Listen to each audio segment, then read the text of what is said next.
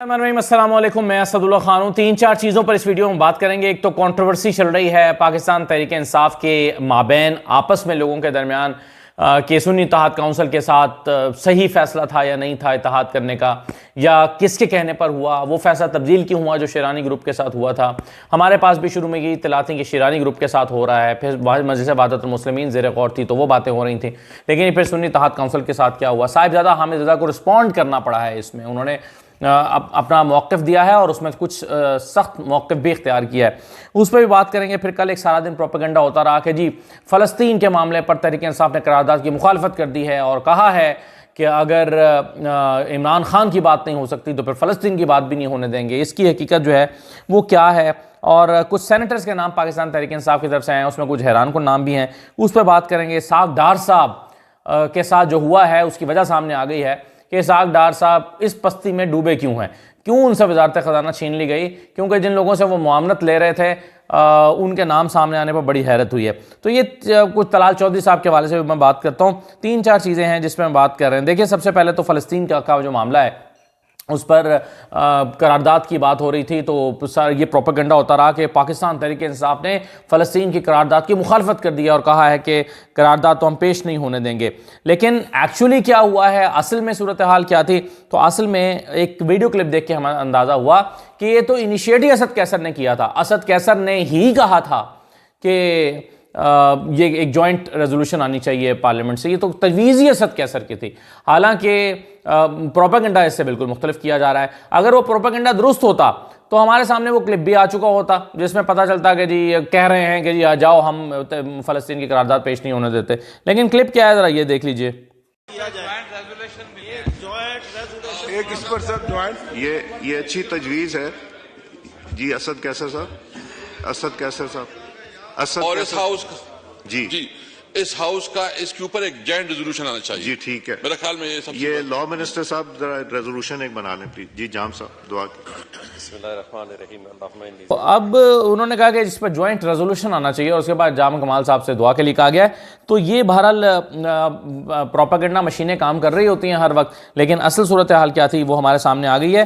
कैसे हो सकता है कि फ़लस्तीन के मामले पर पाकिस्तान की कोई भी सियासी जमात, चाहे वो पीपल्स पार्टी हो या कोई भी हो, वो उसकी मजम्मत ना करे जो इसराइल कर रहा है उनके साथ। ही कैसे मुमकिन है, इसराइल जिस बर्बरियत का मुजाहरा कर रहा है, कैसे मुमकिन है कि कोई भी किसी भी जमात, क्या किसी भी दुनिया की किसी भी दर्द दिल रखने वाले किसी भी कम्युनिटी का बंदा हो, वो इसकी हिमायत नहीं कर सकता जो इसराइल ने किया है फ़लस्तीनियों के साथ।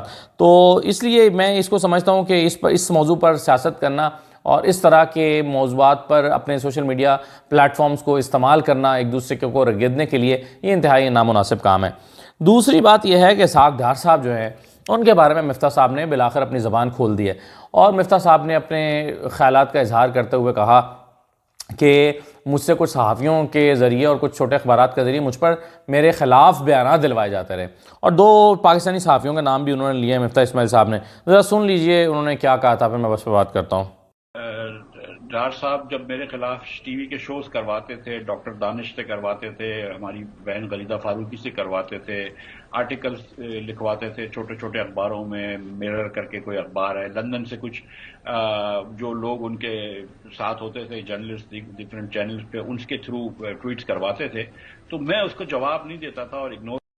अब वो कह रहे हैं कि गलीदा फारूकी के ज़रिए और डॉक्टर दानिश के ज़रिए मेरे ख़िलाफ़ करवाते थे।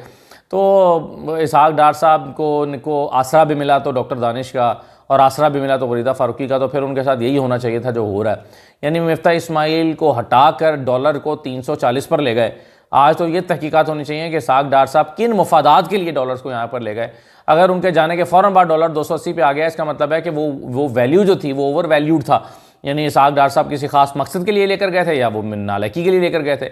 जब यहाँ पर 220 का डॉलर हुआ था तो वो बाहर बैठ के बयान दे रहे थे कि मैं आऊँगा, 236 का हो गया था जब वो आए थे, तो मैं आऊँगा तो देखना आते ही मेरे जो डॉलर 180 पर वापस लेकर आऊँगा। डॉलर पहले दिन कोई होल्ड हुआ, 10-12 रुपये नीचे आया तो देखने का देखे मैं जहाज़ में बैठे हूँ तो ठीक हो गया। फिर वो ऐसा बढ़ना शुरू हुआ कि वो 340-42 में भी नहीं मिल रहा था लोगों को, अपने बच्चों की फ़ीसें अदा करने के लिए भी 370-80 में ख़रीदना पड़ रहा था और वो भी अरेंज बड़ी मुश्किल से हो रहा था। तो ये इसहाक डार साहब के कारनामे थे, और इसहाक डार साहब ने जो है वो अपनी मदद के लिए मिफ्ता इस्माइल को हटाने के लिए मिफ्ता इस्माइल के ख़िलाफ़ पूरी लॉबिंग की, आज पता चल रहा है, और किन को इस्तेमाल किया? गलीदा फारूकी को और डॉक्टर दानिश को और कुछ लंदन के अपने दोस्तों को, करीबी रिपोर्टर्स को ट्वीट्स वगैरह करवाई गई। वो किसकी तरफ इशारा कर रहे हैं, चूँकि उन्होंने नाम नहीं लिया तो मैं भी नहीं लेता, लेकिन हमें पता तो चल ही गया कि वो किसकी तरफ, किन 2-3 लोगों की तरफ इशारा कर रहे हैं। तो ये सूरत हाल इसहाक डार साहब के लिए। तो गड़ा जो उन्होंने खोदा था मिफ्ताह इस्माइल के लिए, वो आज उस गड़े में खुद गिर गए हैं और उनको इस हजीमत का सामना करना पड़ा है कि जिसमें वो वजारत ख़जाना जो है उनसे छिन गई है और कोई और आकर इस मनसब पर बैठ गया है। और ये मेरा ख्याल है उनके लिए बहुत बड़ी शर्मिंदगी का बायस है कि काबीना में होते हुए ख़जाना के ऊपर कोई और बैठा है, यानी नवाज शरीफ का करीबी आदमी, नवाज शरीफ का करीबी रिश्तेदार और नवाज शरीफ का ट्रस्टेड मैन, उसको ख़जाना नहीं दी गई है। ये फ़ैसला शहबाज शरीफ का नहीं हो सकता। बहरहाल या तो ये नवाज शरीफ का फ़ैसला है या फिर ये किसी और का फ़ैसला है।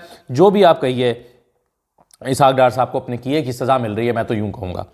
अच्छा जनाब, पीटीआई ने सेनेटर, इससे पहले मैं साहिबजादा हामिद रज़ा पर आऊँ, ज़रा पीटीआई के सेनेटर्स पर एक नज़र डाल लें जो पंजाब से नाम सामने आए हैं। उसमें मियां असलम इकबाल साहब ने ट्वीट के ज़रिए बताया कि हामिद खान का नाम सामने आया है, बिल्कुल ठीक है, अच्छा नाम है। जुल्फ़े बुखारी साहब का नाम सामने आया है। उमर सरफराज चीमा का नाम सामने आया है। उमर सरफराज चीमा को अगरचे रिज़र्व सीट्स में रखा गया है, मगर मैं समझता हूँ कि इनको जो है वो रिज़र्व सीट्स में नहीं रखा जाना चाहिए था, ज़्यादा डिज़र्व करते हैं, इन्होंने बहुत मुश्किल वक्त काटा है। और कर्नल रिटायर्ड एजाज़ मिनहास का नाम सामने आया है। डॉक्टर यास्मीन राशिद का नाम टेक्नोक्रेट्स की सीट पर आया, बिल्कुल वेल डिज़र्व्ड खातून है। सनम जावेद का नाम भी सामने आया है ख़वातीन की नशस्त पे। सनम जावेद को MPA के तौर पर, यानी सूबाई असम्बली में ख़वातीन की मखसूस नशस्तों पर रखने का PTI का इरादा था, लेकिन फिर हुआ ये कि आप जानते हैं कि मखसूस नशस्तें ही छीन ली गई, मखसूस नशस्तें मिली नहीं हैं। तो शायद सनम जावेद की कुर्बानियों को देखते हुए या कुछ भी कहिए, बहरहाल ख़वातीन के नशस्त पर सनम जावेद का नाम ये इनकी मियां असलम इकबाल साहब की ट्वीट से हमें ये पता चल रहा है। अदरवाइज़ आलिया हमज़ा भी, बहरहाल उन्होंने भी शायद कागज़ा जमा करवाए हैं, उनका भी नाम हो सकता था, उनकी भी कुर्बानियाँ हैं, शायद पार्टी ने उनके लिए कुछ और सोच रखा हो। तो बहरहाल ये नाम अभी तक पंजाब से हमारे सामने आ रहे हैं सेनेटर्स के लिए। देखते हैं कौन लोग इनमें से सेनेटर बन पाते हैं। अच्छा, एक और सेनेटर हैं जो नून लीग के कागजात पर आ रहे हैं, उनका नाम है तलाल चौधरी। तलाल चौधरी साहब जो हैं, उन्होंने काफ़ी दिन से खामोशी इख्तियार की हुई थी जब ये अंदाज़ा हो रहा था कि शायद उनको सेनेट का टिकट नहीं मिलेगा, क्योंकि पार्टी के अंदर और भी लोग हैं जिनको सेनेटर बनाया जाना है। इनमें साद रफ़ीक हैं, राना सना हैं, जावेद लतीफ़ हैं, फिर खुरम दस्तगीर हैं, और भी कुछ लोग हैं। तो लेकिन इनमें से कुछ लोगों ने शायद माजत कर ली है, राना सनाउल्लाह ने या साद रफ़ीक ने। उसके बाद चांस लग गया तलाल चौधरी का। तलाल चौधरी इसलिए खामोश होकर बैठे हुए थे, रुस के बैठे हुए थे, क्योंकि उनको लग रहा था कि उनका चांस बनेगा ही नहीं, क्योंकि 4-5 सीटें हैं टोटल पंजाब में, तो कैसे इनका नाम जो है वो ये सेनेटर मुंतखब हो पाएंगे। तो तलाल चौधरी साहब खामोश बैठे थे, लेकिन जैसे ही उनका नाम आया है, शायद उनका चांस इसलिए बना कि PMLN के बाकी लीडर जो हैं उन्होंने माजरत कर लिया या वो नहीं बनना चाहते। तो तलाल चौधरी साहब जो हैं उन्होंने बयान दिया, जैसे उनका नाम क्लियर हुआ, उन्होंने बयान दिया कि हुकूमत नवाज शरीफ ही की है, हुकूमत इस वक्त नवाज शरीफ ही की है। मेरा ख्याल है ये वो बयान है जिस पर फिर नवाज शरीफ नाराज़ हो सकते हैं और वो कहेंगे कि भाई मैं तो जावेद लतीफ़ से डिसऑन करा रहा हूँ, रोज़ कह रहा हूँ मेरा कोई ताल्लुक नहीं, रोज़ कह रहा हूँ कि ये ज़बरदस्ती की हुकूमत है, रोज़ कह रहा हूँ कि ये परफॉर्म नहीं कर सकती, और तुम जो है उसको मेरे सर पे थोपने की कोशिश कर रहे हो। तो तलाल चौधरी साहब ने इस हुकूमत को नवाज शरीफ की हुकूमत करार दे दिया, हालांकि नवाज शरीफ खुद नहीं ये कहते कि ये मेरी हुकूमत है। आप देखें ना, जब से हुकूमत बनी है, एक लफ्ज़ आपने सुना है?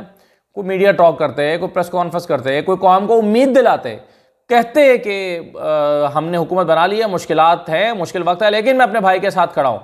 मैं, आप समझे कारकुन, फिक्र ना करें, मैं ही हूँ हुकूमत में। ये नवाज शरीफ साहब को खुद बयान देना चाहिए था, कोई ट्वीट कर देनी चाहिए थी, उनको कहना चाहिए था कि आप फिक्र ना करें, ये समझे कि मैं ही हूँ, मेरा भाई मैं ही हूँ, ये मेरा भाई है शहबाज शरीफ, लेकिन दरअसल ये मैं ही इसके पीछे हूँ।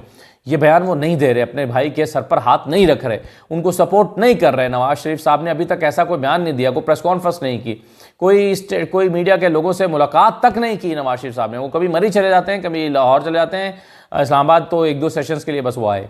तो नवाज शरीफ साहब जिस हुकूमत को खुद ऑन नहीं कर रहे और उसको सपोर्ट नहीं करना चाहते, वो नवाज शरीफ साहब जो हैं उनके बारे में तलाल चौधरी साहब जब कहेंगे कि नवाज शरीफ की हुकूमत है, तो उनको ज़ाहिर है अच्छा नहीं लगेगा।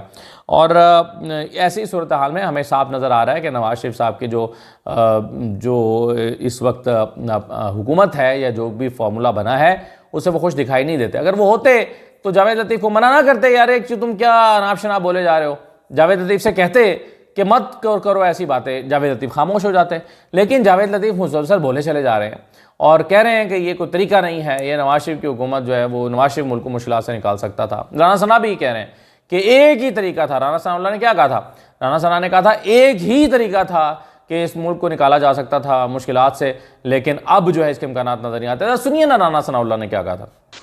जिस क्राइसिस में मुल्क है, इस क्राइसिस से निकलने का वाहिद रास्ता ये था कि PMLN पे भरोसा किया जाता और उसे सिंपल मेजोरिटी दी जाती, उस हुकूमत को मियां नवाज शरीफ जो है वो लीड करते, तो अगले 2 साल में यकीन था कि पाकिस्तान जो है वो इस दलदल से जो है वो निकल जाता। फिर उन्होंने ये भी कहा कि अब चूंकि ये नहीं हुआ तो अब क्या हो सकता है। ये भी जरा सुन ले राना सनाउल्लाह साहब की बात।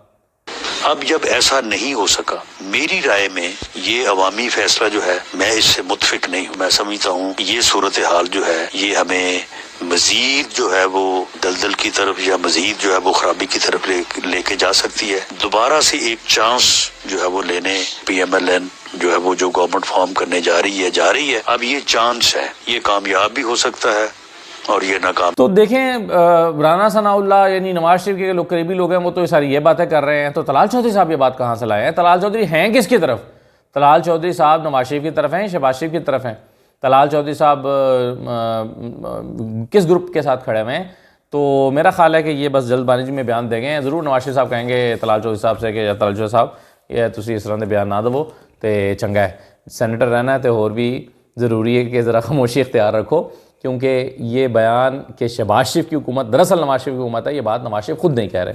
अब आखिर में आ जाएं इस बात पर कि सुन्नी इत्तेहाद काउंसिल के जो सरबराह हैं साहिबजादा हामिद रज़ा, उन्होंने ये पूरी बहस जो हो रही है कि जी हमने पहले सुन्नी इत्तेहाद काउंसिल में शिरकत का फैसला क्यों किया तहरीक इंसाफ ने, क्योंकि पहले वो शिरानी ग्रुप में जाने का फैसला कर चुके थे, वो फिर उसमें जा चुके थे, मजलिस वहदतुल मुस्लिमीन में जाने का फैसला कर चुके थे। साहिबजादा हामिद रज़ा साहब कह रहे हैं कि PTI के दोस्त अपने मामलात घर में ही हल करें तो बेहतर है और सुन्नी इत्तेहाद काउंसिल का फैसला इमरान खान ने किया था, मेरी तरफ से कोई दरख्वास्त नहीं की गई थी। इंतखाबी निशान से लेकर मखसूस नशस्तों तक मेरे पास बताने को वो कुछ है कि अगर मैंने भी टॉक शोज़ में बैठकर कुछ बोल दिया तो कई लोग शक्ल दिखाने के काबिल भी नहीं रहेंगे। मेरी कमिटमेंट इमरान खान के साथ है और हमेशा रहेगी और मैं फजूल की मीडिया पब्लिसिटी के लिए इमरान खान का बुरा नहीं सोच सकता, सिर्फ इसलिए खामोश हूँ। हिदायत लेकर फूट मत डलवाएं। मेरा ख्याल है कि शेर अफजल मरवत ने यह नहीं कहा था कि इसमें साहिबजादा हामिद रज़ा का कसूर है। उन्होंने तो ये कहा था कि PTI के अंदर कौन थे जिन्होंने ये फैसला किया था कि शिरानी के साथ नहीं जाना और इसमें आना है। ऐसे लोग जो हैं वो जाहिर है ये मामला जब पहले शिरानी साहब का उठा, फिर मजलिस वहदतुल मुस्लिमीन का उठा, तो उस पर एक मसले की बहस शुरू हो गई कि जी ये मसले की मामलात हो सकते हैं। हालांकि मैं समझता हूं कि पाकिस्तान तहरीक इंसाफ के तमाम कारकुन इसको एक पॉलिटिकल सिचुएशन में देख रहे थे और देख रहे थे कि पॉलिटिकल सिचुएशन की वजह से उनको ये अलायंस करना पड़ रहा है, उसके मसले की मामलात नहीं थे। लेकिन फिर भी कुछ लोग इसमें टची हुए, उन्होंने कहा कि नहीं मजलिस वहदतुल मुस्लिमीन के साथ नहीं जाना चाहिए और उन्होंने साहिबजादा हामिद रज़ा का इंतखाब किया। अब उसमें इस वक्त जो बहस हो रही है वो सिर्फ ये बहस हो रही है कि ये सियासी तौर पर फैसला दुरुस्त था या गलत था, क्योंकि सुन्नी इत्तेहाद काउंसिल ने तो अपना इलेक्शन खुद अपनी प्लेटफॉर्म से नहीं लड़ा था और सुन्नी इत्तेहाद काउंसिल का जो फैसला था वो इसके अलावा उन्होंने मखसूस नशस्तें जमा नहीं कराई हुई थी, तो ये फैसला ठीक था या गलत था, ये बहस हो रही है। इस पर पहले शेर अफजल मरवत ने कहा, फिर अली जफर ने कहा कि हाँ ये बात ठीक है कि पहले मजलिस वहदतुल मुस्लिमीन में जाने का फैसला हुआ था, शिरानी साहब का भी हुआ था और बाद में ये अचानक फैसला हो गया। हामिद रज़ा कह रहे हैं, साहिबजादा हामिद रज़ा के ये फैसला इमरान खान ने किया था, लेकिन शेर अफजल मरवत और अली जफर कह रहे हैं कि ये फैसला किसने किया था, ये प्रोब होना चाहिए। तो बहरहाल जिसका भी फैसला था वो सियासी तौर पर एक गलत फैसला ज़रूर हुआ, लेकिन इससे साहिबजादा हामिद रज़ा की जो लॉयल्टीज़ हैं वो मशकूक नहीं होती। आप देखें ना कि जब उस वक्त बल्लेबाज का फैसला हो रहा था या ये फैसला नहीं हो रहा था कि किसके टिकट पर जाएं, उस वक्त साहिबजादा हामिद रज़ा ने कहा था कि आप हमारे टिकट पर इलेक्शन लड़ लें, हम आपको टिकटें जारी करते हैं। और मेरा ख्याल भी यह है कि अगर बल्लेबाज की बजाय साहिबजादा हामिद रज़ा की पार्टी का इंतखाब होता इलेक्शन लड़ने के लिए, इनका टिकट जमा कराए जाते तो ज़्यादा बेहतर होता, क्योंकि हामिद रज़ा तो पहले ही ज़ेर ताब थे, पहले ही मुश्किलात झेल रहे थे और पहले ही डट कर खड़े थे। जो इकबाल डार क्या नाम है उनका, जो बल्लेबाज वाले थे, उनका तो उस वक्त जो है वो टेस्टेड, ट्रायल एंड टेस्टेड नहीं थे कि मुश्किलात में कितने पूरे उतरेंगे। तो सियासी तौर पर यह दुरुस्त फैसला होता कि अगर उस वक्त साहिबजादा हामिद रजा के टिकट पार्टी के निशान पर या सुन्नी इत्तेहाद काउंसिल के निशान पर आप इलेक्शन लड़ने का फैसला करते बजाय कि आज़ाद उम्मीदवार के तौर पर, तो वो ज़्यादा बेहतर सियासी फैसला होता। तो ये सियासी तौर पर गलती हुई है, मैं इसमें किसी कॉन्स्पिरेसी को नहीं देखता। लोगों ने मशवरा दिया होगा तो सियासी तौर पर गलती की होगी। अगर इमरान खान ने भी फैसला किया तो सियासी तौर पर गलत फैसला हो गया, हो जाता है। कई सियासी तौर पर फैसले सही भी होते हैं, गलत भी होते हैं, कोई फरिश्ता तो है नहीं, इंसान है, फैसले करते हैं, फैसले ठीक भी होते हैं, गलत भी होते हैं। इसलिए मेरा ख्याल है इस कंट्रोवर्सी से कुछ ढूंढना और इसको मजीद हवा देना गलत है। जो कुछ हो गया हो गया। अब सियासी तौर पर यह देखना चाहिए कि आगे ऑप्शंस क्या हैं और आगे लेकर कैसे चलना है। इजाज़त दीजिए, अल्लाह हाफिज़।